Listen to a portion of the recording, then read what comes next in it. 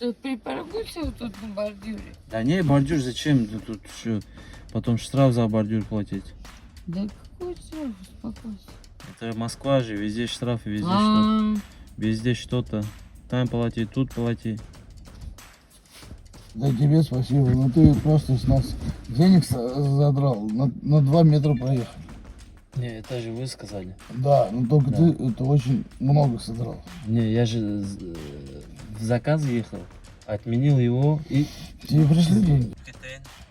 Баяғы китайский білесің ра мына видеода?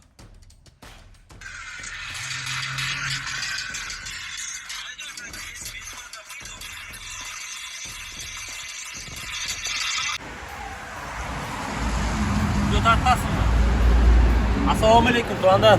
Бүгін пятница тұрыр ошеді. Бүгін пятница жұма, құда қаласа мына сағат 9-да жұмышқа шығып отам. Қанша іштебіз, эмне болот, эмне жаңалықтар силерге көрсөтүп өтүп кетейин. Бүгін шашылбай чыктым, өзү саат 4-5 эле чыгат элем. Саат азыр 9 болду. Эртең мененче иштейбиз, кандай болот, эмне жаңалықтар, Москвада жумуш кандай болуп атат. Кайчак турат, мына кайчакты көрсөтүп коет. Тариф экономда иштейбиз жигиттер. Линияга чыга элекмин азыр, линияга чыгабыз чогуу. Не болуп атат, эмне жаңалыктар. Такси темасын тартайын, жумуш тартайын, силерге ошол кызык болбосо керек. Иш кандай болуп атат, эмне жаңалыктар. Ошондой жигиттер, бүгүн иштейбиз. Оюңуздарда комментарий жазып, лайктардан басып, подписка кылып, каналга катталып. Биз жумушты баштайбыз болсом, кеттик жигиттер. Да, туғандар, қараңғы обклейка, тонировка, адрес Волжский бульвар, 1, корпус 1, эконом, комфорт плюс, короче, любой тонировка равно, сілерге сенасын айтып өтіп кетейін. Эконом 14500, комфорт плюс 16500, так, Яндекс бренд 1,5 сом, госполоса 2500 сом, полный условия, качественно көрсетіп. Мынаны қарағыла, мына азыр даяр болуп атат бир эконом. Силерге бир көрсөтүп өтүп кетейин. И качестволарына. Любой цвет бар экен, а? Мына черный, белый, желтый, карагыла жигиттер.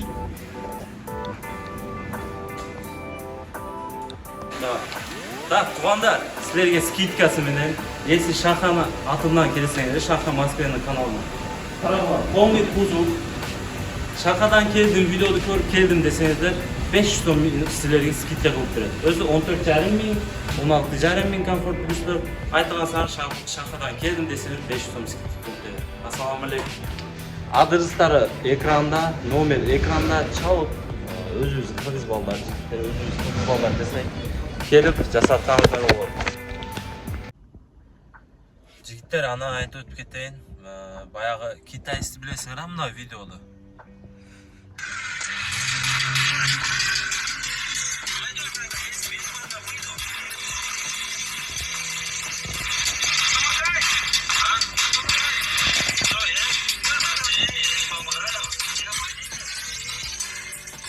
Короче, ушул китайс мага өткөндө чалганда, бул билбем, тааныштары барбы, кыргыз чалып айтканда, сен видеодо өчүр, болсом заявление жазам деген.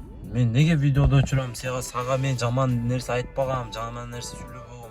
Ал просто по приколу мен айтып койгом жетим деп. Жетим деген сөзүмө кары чыгарма болуптур. А мен лично сен жетим дебегенмизмин. Мен просто по приколу, ал жалаватский, ошский стилде бизде көп колдонот го ошону. Ошо по приколу айтып койгом дедим. Мен сени андып лично сага эле жетим деп айтпагам, ал капа болбо десем, я туда-сюда заявление напишу, видео удали дедилер, видео удалить кылбайм дедим. Десем заявление жазам дедим. Жаза бер дедим, не кыласың дедим. Хорошо, давай пиши заявление дедим. Ошондо мына 15 күндө өтүп кетти, уже 2 апта болду. Өзү деле жок, заявлениясы деле жок. Анан көбү комментарий жазыптыр ушул видеого да. Братишка, мына сен билбедим го, бирок мен ар дайым жардам берем. Келтирүүгө бул дүйнөдө баары кайтат. Адам менен адамсында. Кимдир молодец, ишиңиз ийгилик деп жазган. Жетим дейт го, ош тараптан болот го дейм бул бала дейт. жетимди үйрөнүп алыпсың дейт. Мен Кыргызда Европолик, бирок Кытайлар бирөөгө жардам берип кыйратпайт дейт. 500 коэффициент. Бул оштукко дейт. Ооба, ошто жалаатта көп бизде колдонот го ошол. По приколу колдонот да, ал лишине бирөөгө айтып сен жетимсиң деп айтпайбыз да, просто по приколу айтып коебуз жигиттер. Ошону. А так лишне мен силерге айтпайм. Капа болбогула. Мен кечирим деле сурап коерум. Просто мен по приколу айтып коем ошого. Ана жардам бербегеним боюнча неге жардам бербедим? Ал нормально сурабады да, потому что мен биринчи машинаны башка жерге койдум эле. Ал китайец мени алдыма келип пакетти алып кетти. 4-5 пакет бар эле, 2 пакетти алды, кетти кафеге, таштап келген.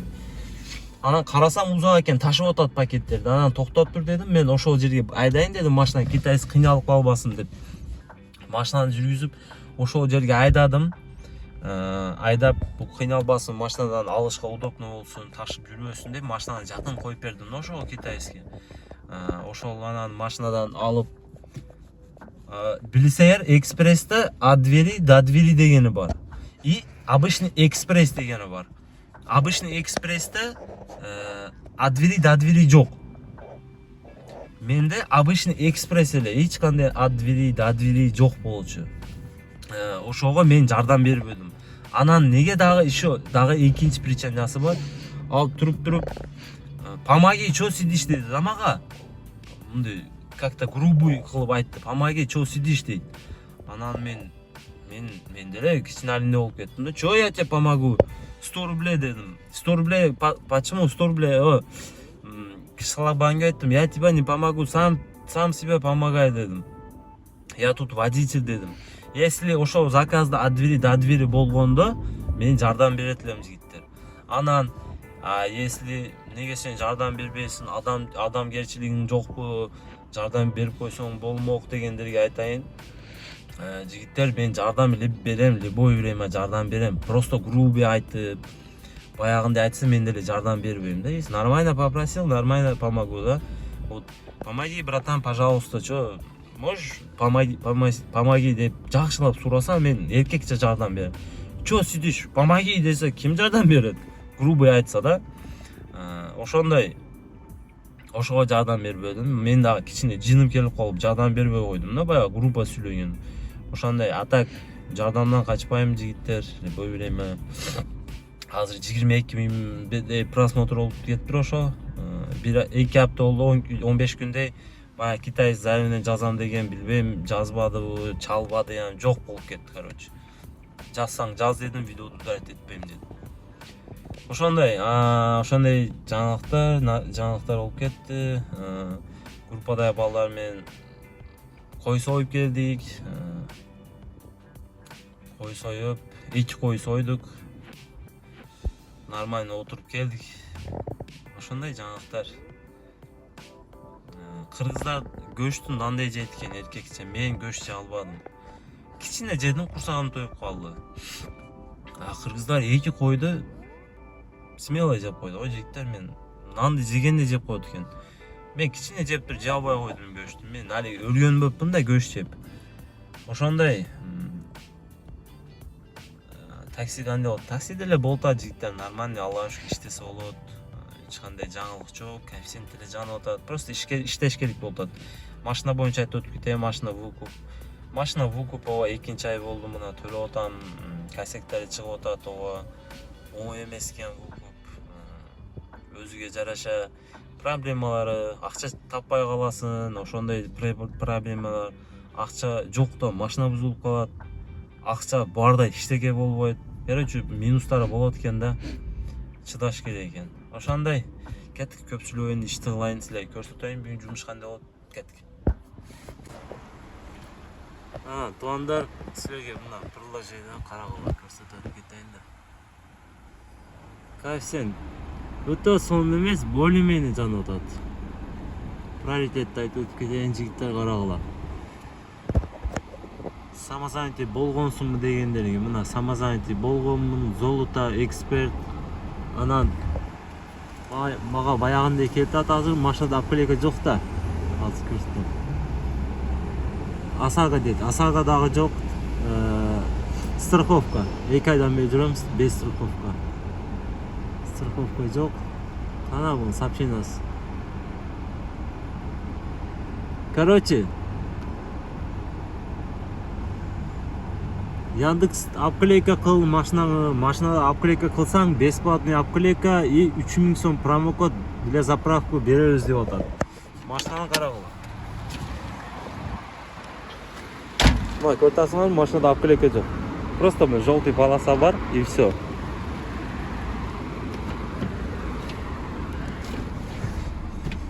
Ошого машинаны обклейка кылсамбы деп атам. Мына 22%, 22 приоритет что-то аз болуп атат да. Мына карагыла. Заправка 4 балл, машина год выпуск 4 балл, коробка на крыше 4 балл, брендинг 10 балл берет экен. Заправка 4, рейтинг 4. Рейтинг дагы түшүп кеткен міне. İşte калабыз, анан чек жанып калып тур, карагыла. Камерада чек жанып калып тур. Чек неге жанып атат билбейм. Анан мына баягындай койгом жигиттер лед. Карап тургула. Машинага ксеном койгом лед. Мына ксеном лампочка койгом лед. Жакшы эле алат экен. Мына көрүп атасыңар, ближний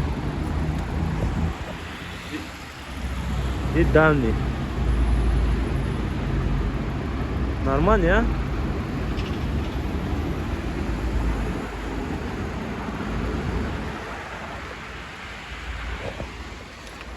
Кетти, биринчи заказ алайлы. Жигиттер, видео тартыш эстен чыгып калыптыр. Саат 1 болуп кетти. Иш менен бул 10 минут. Линиядан чыгып койгом 907. Дагы бир заказ алып келдим. Бул заказды 1:28 алдым эле. А бонус 1:29 түгөт экен. 1 минут айырмасы бар. Билбейм, успеть эттимби, этпедимби. Короче, заказ 850 сом болуптур. Бонус 900 канчайым жанып атты эле да. Көрөбүз азыр эсаптап. Жок. Дагы бир заказ алып келдим. 9 минут. Канча болуптур? 600. Так, эми yine чыгабыз жигиттер.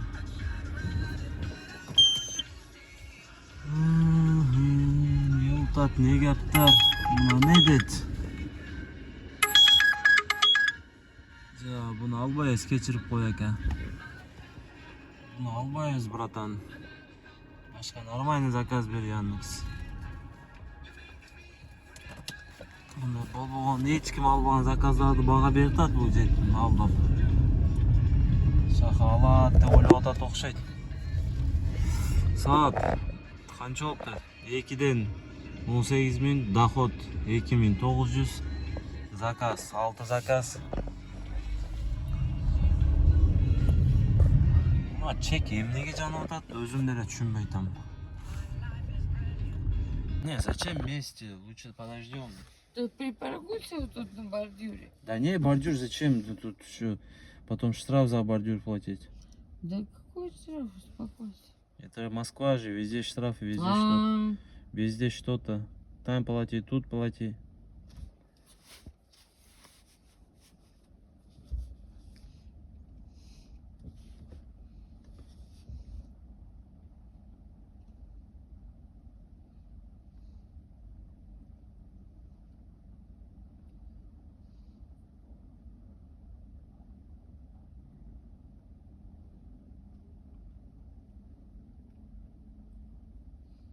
Сто 74?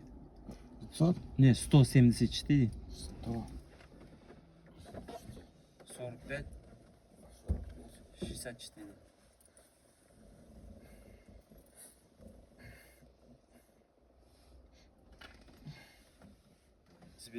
Сбер. Там фамилия вышла, не? Ты еще тебе обещал? Не, подождите, там фамилия вышла. Ну, подожди, еще пока не вышла. Где ты еще обещал? Да. Вот, видишь, 1000 тебе нажимаю. Далее. Просто фамилию проверим. Да, все правильно, я уже понял. правильно? Да, все. Ты видишь 1000 тебе? Да, все вижу. Все. Не пользуйся таким ситуацией. Все, спасибо большое. Нет, это тебе спасибо, но ты просто с нас денег задрал на 2 метра проехать. Не, это же вы сказали. Да, но только Да. ты это очень много содрал. Не, я же в заказ ехал, отменил его и... Тебе пришли деньги? Да, пришли, все. И с вами поехал.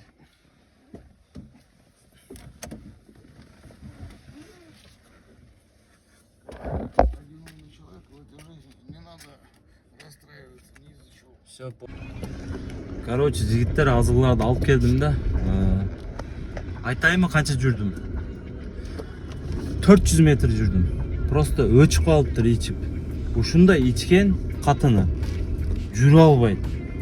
1000 сом өзі айтты, я тебе 1000 рублей оплачу, давай довезешь деді. Давай, поехали дедім. Таштадым, анан сен давай 500 дейт, чығып ал. Какой 500? Мы же с тобой договорились за 1000 рублей. Что ты потом начинаешь 500 туда-сюда? Нет, 1000 договорились. Договор дороже, чем денег дейді ғой. Ошандай азыр таштадым. 1000 сом перевод қылып берді. Өзі айтты 1000 сом берем деп. 400 метр. Пешком точно қатыны жете албайды да, өчіп қалыптыр да. Сен бізден көп ақша алтасың деп. Өзің айттың ғой дедім. Ты же сам говорил, что 1000 рублей оплатишь. Давай не будем начинать. Коэффициент жантат заказ беріп айтат эконом. Не oldu düşünbeyim. Что-то вообще. Москвада ham жолдар жаман болып кеткенmi, билбейм. Короче, заказ алдым эле да. 2 коэффициент мен алдым эле. Мындан карагыла поселок. Блин, мындан карагыла. Ушул жакка барат экенмин. Центрде коэффициент жанып атат. Блок барбы буякта? Метродан. Оплата по карте. Активность көрсөтөйм. Активность 20, короче. Блядь, мен кылайм ба? Центрде жак жанып атат да, буякка барсам азыр точно өлдү да. Жигиттер. Бул жакка барсам өлдү да, бар жок карагыла. Эчтеке жок. Бул жерде заказ деле жок болсо керек. Москва Сити жигиттер.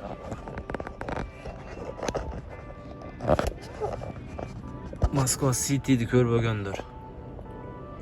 Карагыла. Мәззәбі, мәззә.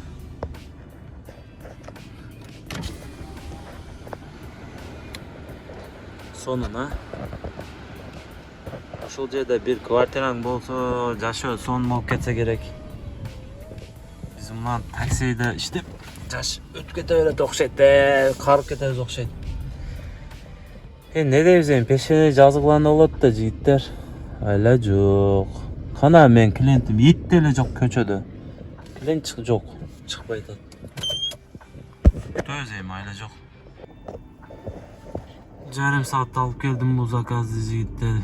1568 сом, активность 25 дейт.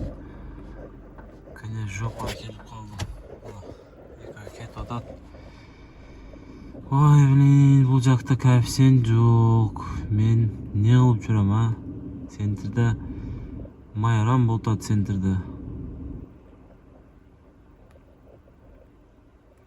Хотя бы бул жерден линия чыкпайм. Хотя бы эмнеге чейин барайынчы жигиттер, а? Эмнеге чейин барайын, коэффициент жалган жерге. Анан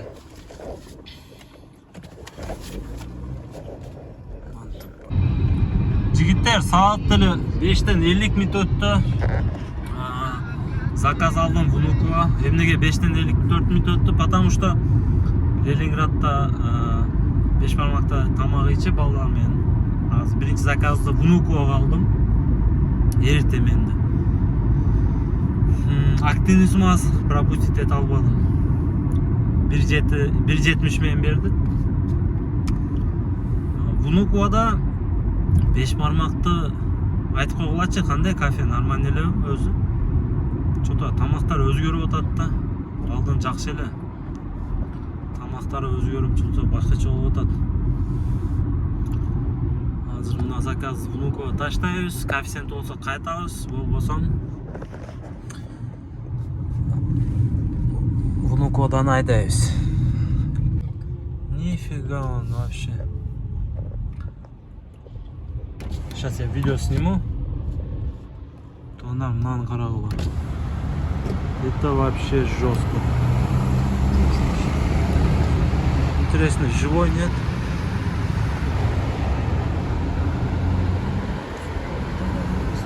Офигеть, это вообще жестко.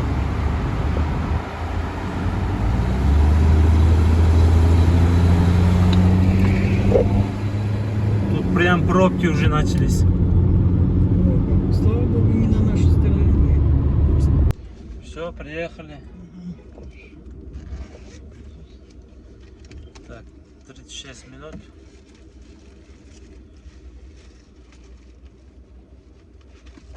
$1754.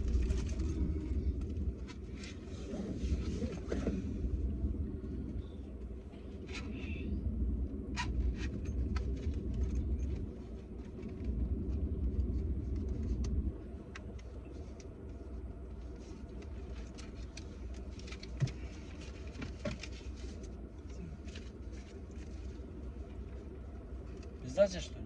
Не надо. Спасибо.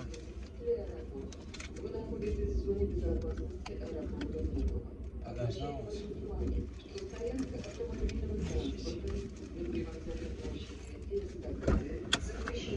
Автомобили нарушителей будут эвакуированы.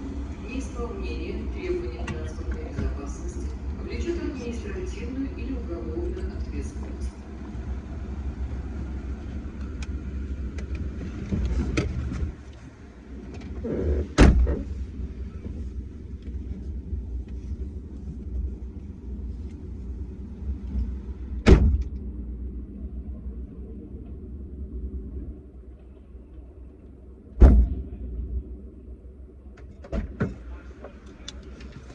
Так, мында Внукова алып келдим. 2000 сом берди го, без дача берди го, 2000 сом жигиттер. Заказ 1750 сом эле, 2000 сом карматат го, без дача. Внуковада не болуп атат? Внуковада заказ жок, коэффициент эле жок. Азыр мына секин айдайм, коэффициент ылдыга түшүп кетебиз. Не болот экен, кандай болот экен, а? Вообще сон келдим. Жарым саатта 2000 сом. Внуковадан кайтып атып, полный заправканы 2000 сом берди го. Полный заправканы уруп коесуң го, жигиттер. Так, Внуковада эчтеке жок да, карагыла. Мына. Азыр мына жакка айдайм го, коэффициент жанып атат. Потому что Внуковада отургондон пайда жок азыр. И Внукованы сүйбөйм деле, жакпайт мага Внуковачы. Вообще жакпайт. Ошого азыр центрге, коэффициент бар жерге айдайбыз. Бир заказ менен кетип калабыз. Полный бак кылып койсоң, короче, 1900 сомго, 1900 рубльга кээрио толот экен да, мына карагыла. До полного дейсиң го, заправка кылып. До полного акчаң болсо ушундай да.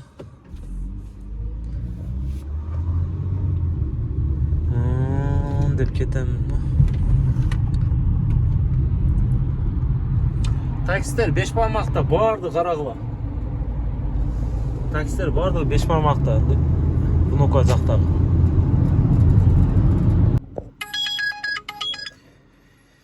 Биз 23 менен берди аткой туугандар. Чото коэффициент өлдү го. Коэффициент өлдү го. Пока что он заказ 6,5 миң. Ушуну алып барсам 7 миң болот. Saat 8 oldu. Şu oylanıp kettim. Şu zakazı oylanıp aldım da. Uyga kirip kettim. Okşayt dep. Koefisiyent. Жигиттер заказ алып келдим дагы бир. Последний заказ окшойт, по-моему.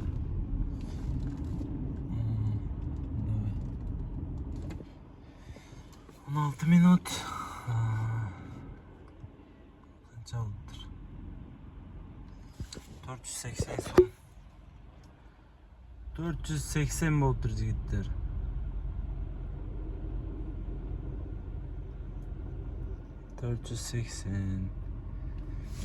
Не кылсак, үйгө кетип калсам,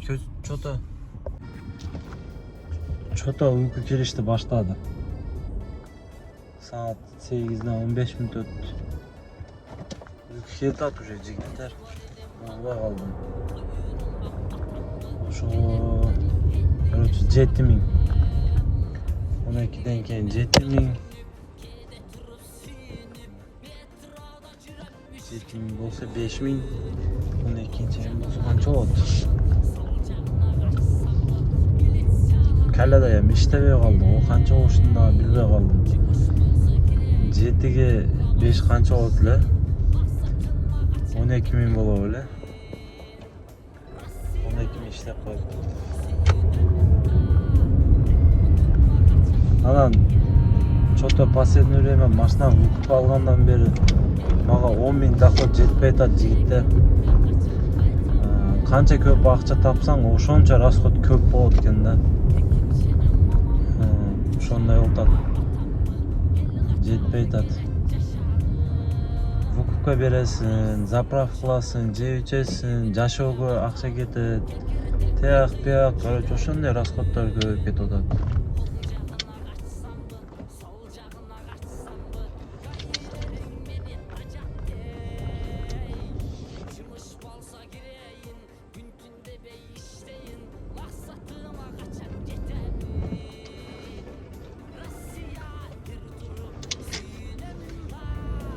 Машина айдашты билбейт, бул орустар билен.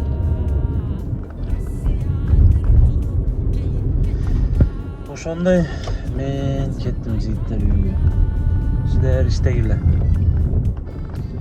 Барып уктайм. Не болсо болсун.